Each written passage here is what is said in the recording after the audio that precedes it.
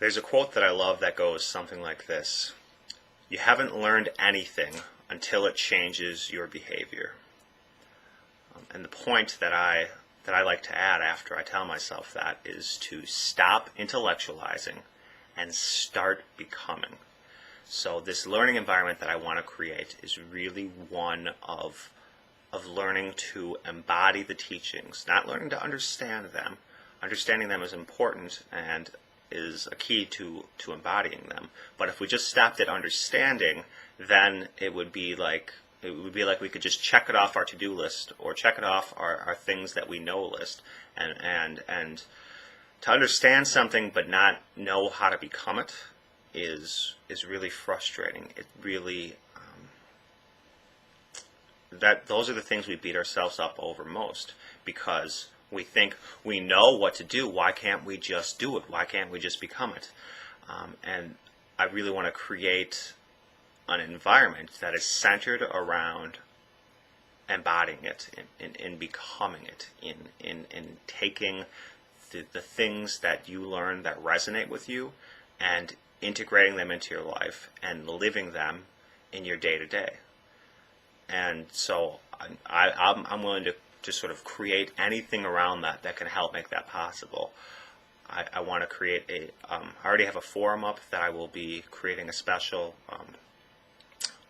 message board for the people who are taking the class to sort of connect and to have a sounding board to start sharing things that they feel they want to start sharing, but they want to share it amongst a group of people who aren't going to judge them and who are wanting to also share things, and so creating that environment of somebody shares something that was big for them and that was important to them and that was scary for them to share, and that inspires other people to share other things, and it creates this big sort of melting pot of sharing yourself. And I sort of have been taking the lead with this in my life by sharing things on my blog and on the Spiritual Mastery message board that have been that were scary to me when I first thought about sharing them. I didn't push myself to share them, or when I came up to the resistance of sharing them, I did not force myself to share them. I found a loving, gentle way to sort of take the baby steps and to get myself to the point where I was willing and even wanting to share the thing that used to be scary to me. And I've been getting some really great feedback from how my willingness to share, I don't want to quite call it the courage to share, because I think it's more about releasing fear than overcoming it. It's more about reclaiming your power from that which scares you before moving through it, rather than just trying to summon more power to move through something that scares you.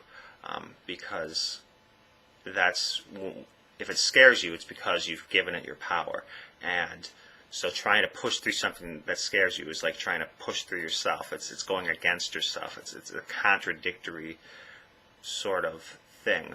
And so this environment is going to be around working with yourself and finding a way that works for you, and finding a way that really allows you to live the teachings and to create the teachings that you live. It's not about you just sitting back and taking notes and hearing what I have to say. It's about you finding a way to use that creative element of you, that creative part of your brain, to start thinking up solutions, because